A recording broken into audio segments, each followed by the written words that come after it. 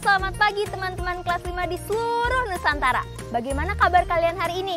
Semoga sehat selalu ya. Oh ya, hari ini aku lagi bermain sepeda. Kalian juga bisa bermain sepeda nggak?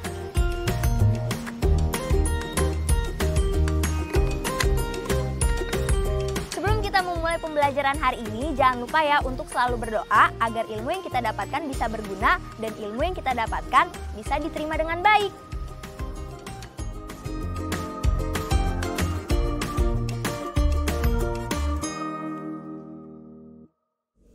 Cepat, cepat, segera turun ke ruang bawah tanah bersama kakek.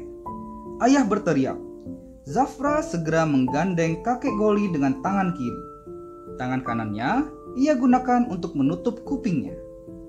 Zafra sedikit menyeret kakek Goli.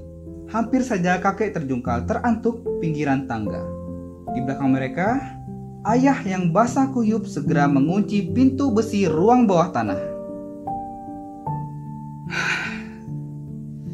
Zafra mendesah lega, lalu menurunkan tangan yang digunakan untuk menutup kupingnya. Ia tak suka suara badai yang berdengung-dengung. Kakek Goli menyeruput air hangatnya. Ia mengeluh tak bisa lagi minum teh kesukaannya karena tanaman teh sangat langka pada masa ini. Sementara itu, Zafra melangkah menuju salah satu dinding. Ada selembar kalender tergantung di sana. Ia memberi tanda silang pada tanggal hari ini, 15 Oktober 2220. Badai ketujuh dalam bulan ini. Padahal Zafra sudah tak sabar ingin bertemu ibu. Ia, ayah, dan kakek Goli berencana mengunjungi ibu yang sedang bekerja di kota lain. Akan tetapi, badai ini terus datang. Zafra menoleh. Ayah sudah menekur keras di matras.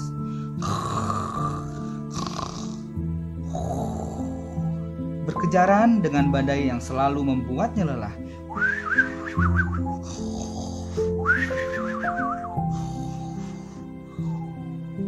Zafra berjalan lemas menuju tempat kakek Goli duduk.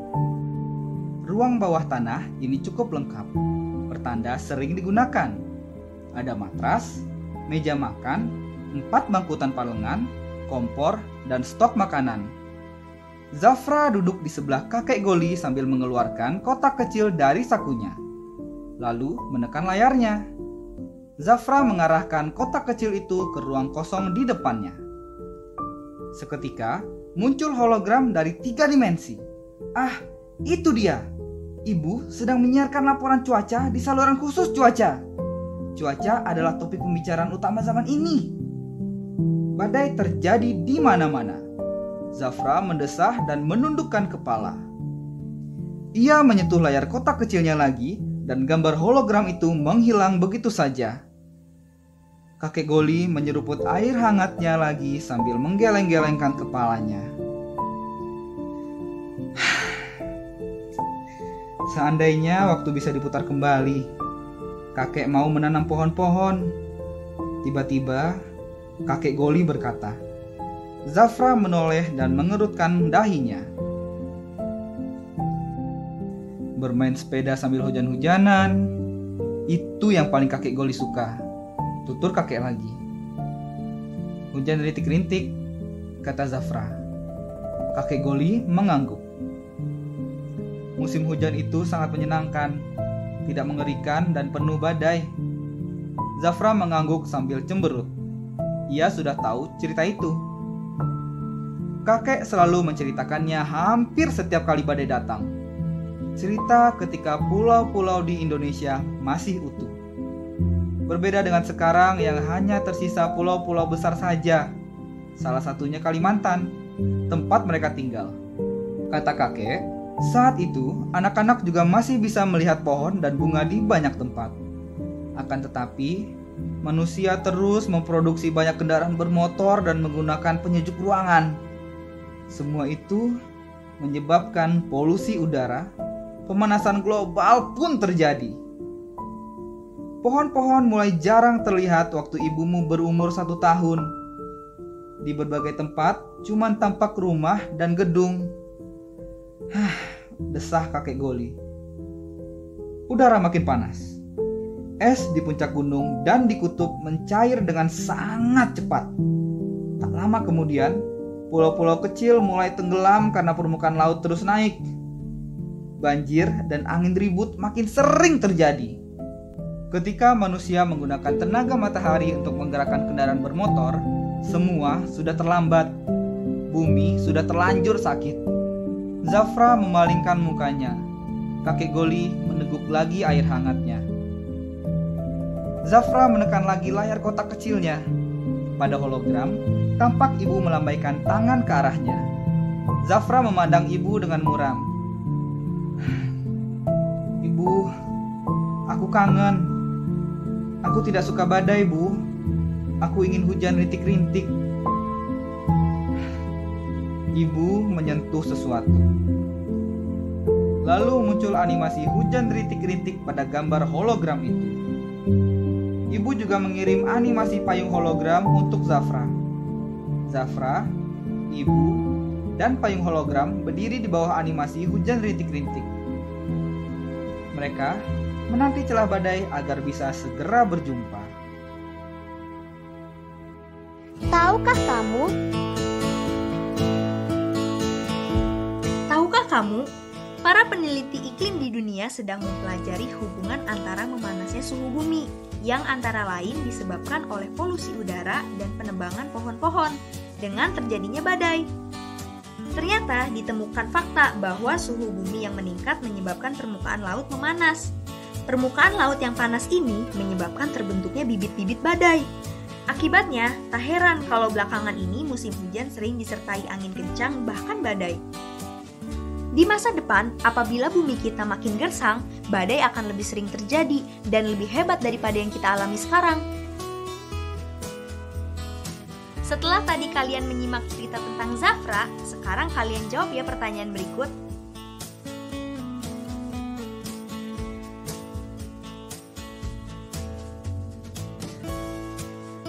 Nah, ini dia jawabannya. Kalian tak perlu risau kalau jawaban kalian berbeda. Yang penting, inti jawabannya tetap sama dan sesuai dengan cerita tadi ya. Kisah tentang Zafra adalah cerita fiksi. Namun, bukan tidak mungkin hal tersebut terjadi kelak di masa depan. Berikut adalah beberapa hal buruk yang mungkin terjadi karena perubahan iklim. Yang pertama, cuaca menjadi makin ekstrim. Hujan dengan disertai petir dan guntur yang menggelegar, serta badai bisa lebih sering terjadi. Lalu, es di puncak-puncak gunung dan kutub makin cepat mencair. Permukaan laut bisa makin naik dan menenggelamkan pulau-pulau. Bencana alam lain yang diakibatkan perubahan iklim seperti banjir dan tanah longsor bisa makin sering terjadi. Cuaca makin tidak menentu dan ini dapat menyebabkan terjadinya gagal panen, sehingga manusia bisa kekurangan bahan pangan. Dan ketersediaan air bersih yang semakin berkurang. Nah, sekarang tulislah hal-hal yang dapat kalian lakukan bersama keluargamu untuk mencegah terjadinya hal-hal buruk seperti yang dialami Zafra dalam cerita. Kamu adalah penyelamat bumi ini. Kamu boleh memberinya hiasan dan warna. Selanjutnya, kalian akan berlatih membuat kalimat majemuk setara perlawanan. Kalimat majemuk setara berlawanan merupakan gabungan beberapa kalimat tunggal yang setara dan isinya berlawanan. Contohnya, 1. Zafra ingin bertemu ibu, tetapi badai tak kunjung reda. 2. Orang berkacamata itu bukan ayah Zafra, melainkan kakek Goli. 3. Ayah memang sangat lelah, namun ia tetap bekerja. 4. Zafra tinggal bersama ayah dan kakek Goli, sedangkan ibu tinggal sendirian. Tugas kalian selanjutnya ialah membuat 6 buah kalimat majemuk setara menggunakan salah satu kata hubung, yaitu melainkan, tetapi, sedangkan, atau namun. Selamat berlatih!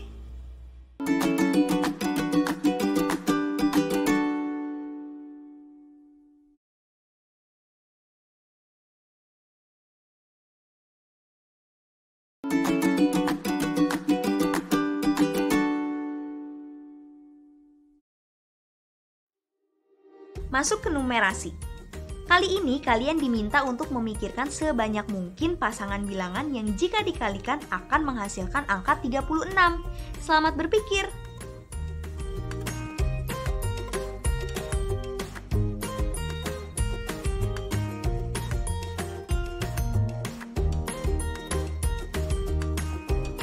Bagaimana? Mudah kan? Apabila kalian mengalami kesulitan, kalian bisa memasukkan angka paling kecil terlebih dahulu. Misalnya angka 1. Angka 1 dikalikan berapa ya agar menjadi angka 36? Tentu saja dikalikan angka 36. Lalu setelah 1 ada angka 2. 2 dikalikan berapa ya agar menghasilkan angka 36? Tentu saja angka 18. Setelah itu angka 3. Angka 3 dikalikan berapa ya agar menghasilkan angka 36? Tentu angka 9. Setelah angka 4, apakah kita bisa memasukkan angka 5? Sayangnya tidak bisa, karena angka 36 tidak bisa dibagi ke angka 5. Tapi, setelah angka 5, kita bisa loh menggunakan angka 6. 6 dikalikan berapa ya supaya hasilnya 36? Tentu saja dikalikan dengan angka 6 juga. Mudah kan? Setelah ini kita saksikan yuk percakapan Abi Satya dengan ayahnya.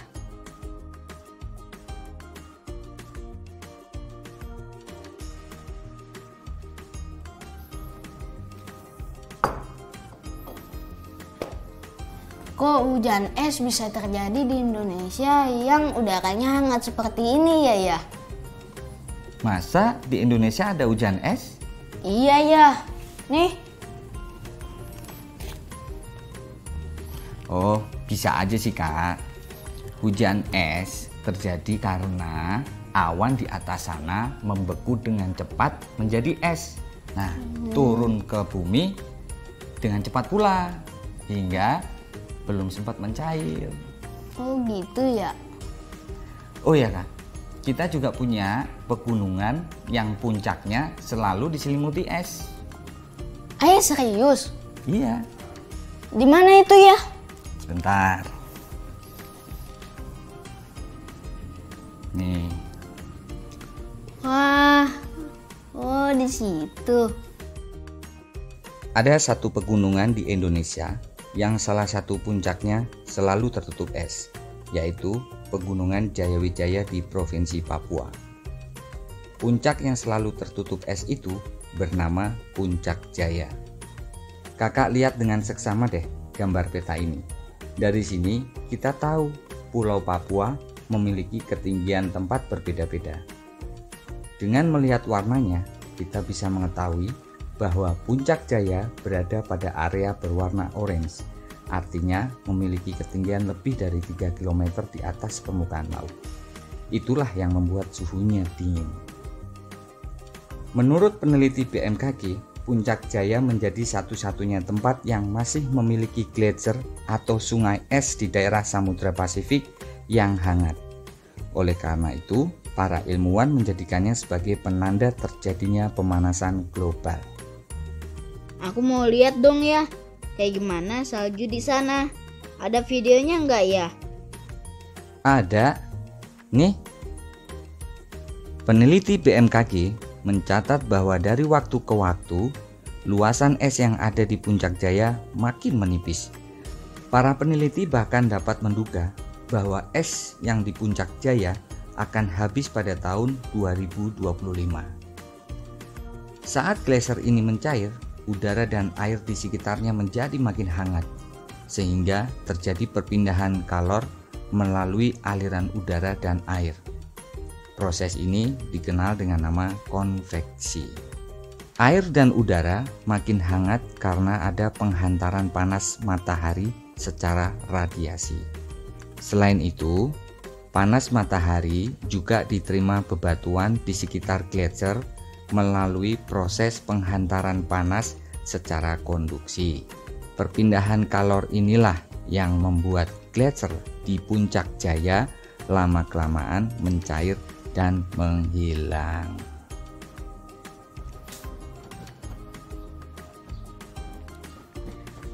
Teman-teman, kenapa ya para ilmuwan sangat takut akan terjadinya pemanasan global? Pernahkah kalian memikirkan alasannya? Mencairnya gletser di Puncak Jaya hanya sebagian kecil dari pencairan es yang ada di dunia jika terjadi pemanasan global. Di bumi kita masih ada kawasan yang selalu tertutup es, misalnya di benua Antartika. Coba bayangkan, benua Antartika memiliki jutaan meter kubik es dan jika itu semua mencair dan mengalir ke lautan, permukaan air laut tentu akan meninggi dan menenggelamkan banyak pulau-pulau kecil. Nah, kondisi bagaimana ya yang menyebabkan es cepat mencair? Sekarang kita lakukan percobaan bersama-sama yuk. Pertama, kalian harus siapkan 4 buah wadah yang berisi es sama banyaknya.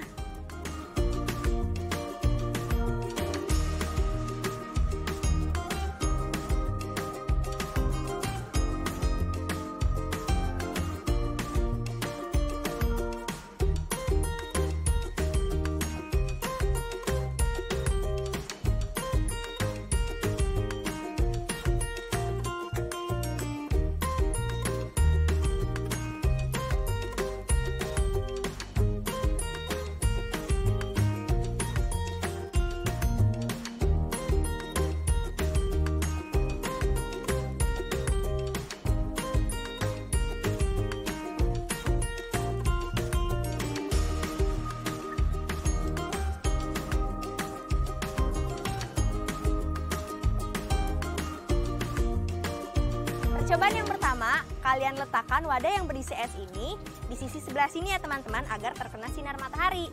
Kemudian jangan lupa untuk catat waktu yang dibutuhkan agar es mencair.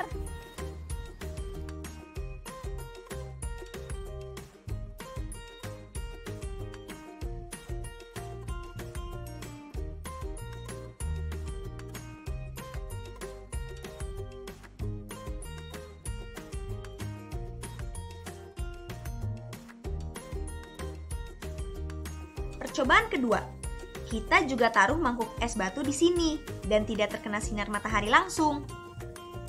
Lalu, percobaan es batu ketiga, kita siram es batunya dengan air hangat.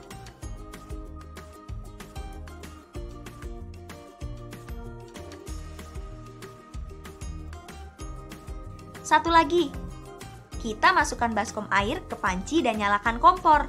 Kita tunggu deh sampai mencair.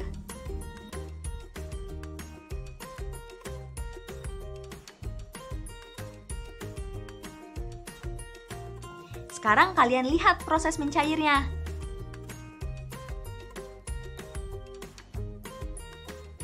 Mangkok 1 membutuhkan waktu 30 menit sampai es batunya mencair.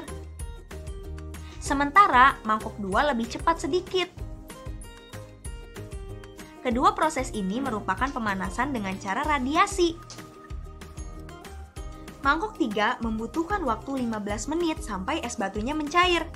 Cara yang digunakan adalah proses pemanasan dengan konveksi.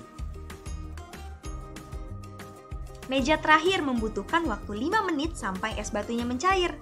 Cara yang digunakan adalah proses pemanasan dengan konduksi. Sekarang kita masukkan data-data tadi ke dalam tabel ya. Dari data yang kita peroleh, cara manakah yang paling cepat mencairkan es batu? Betul! Cara konduksi adalah cara yang paling cepat untuk mencairkan es batu. Lalu menurutmu, apa yang harus kamu lakukan agar es batu tidak cepat mencair? Tentu saja dengan disimpan di tempat dingin. di tempat dengan suhu rendah di lemari es.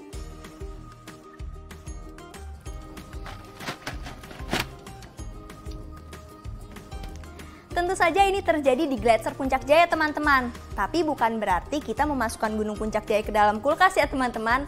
Kita harus memastikan bahwa keadaan bumi tidak semakin panas agar gletser tidak mudah mencair.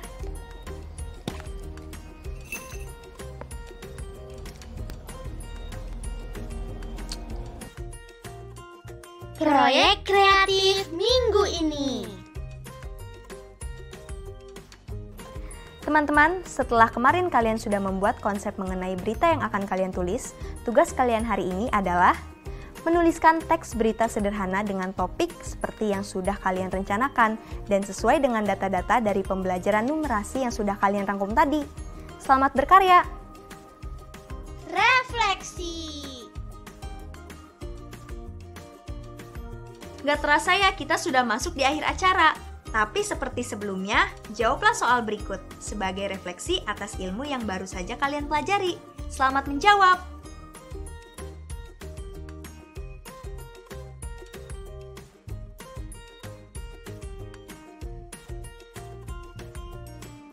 Nah, kita bahas sama-sama ya. Untuk pertanyaan pertama, berapa meter ketebalan es mula-mula pada bulan Juni 2010? Yap, ketebalan es pada bulan Juni 2010 adalah 30 meter. Pertanyaan kedua, berapa meter ketebalan es yang hilang hingga November 2015? Ketebalan es yang hilang hingga November 2015 adalah 3 meter. Lalu, berapa meter ketebalan es yang hilang hingga 1 tahun berikutnya? Ketebalan es yang hilang hingga 1 tahun berikutnya adalah 6 meter. Selanjutnya, berapa meter ketebalan es yang masih ada pada bulan November 2016? Ketebalan es pada bulan November 2016 adalah 21 meter. Terakhir, bagaimana kondisi gletser saat ini? Tentu jawabannya adalah semakin menipis, karena dari tahun ke tahun selalu menunjukkan penurunan. Sudah 25 menit kita menyaksikan bersama-sama pelajaran hari ini. Semoga ilmu yang kita dapatkan bisa bermanfaat ya teman-teman. Jangan lupa untuk selalu mereview pelajaran yang kalian dapatkan hari ini bersama orang tua atau wali kalian di rumah. Saya Kinan undur diri, salam belajar dari rumah.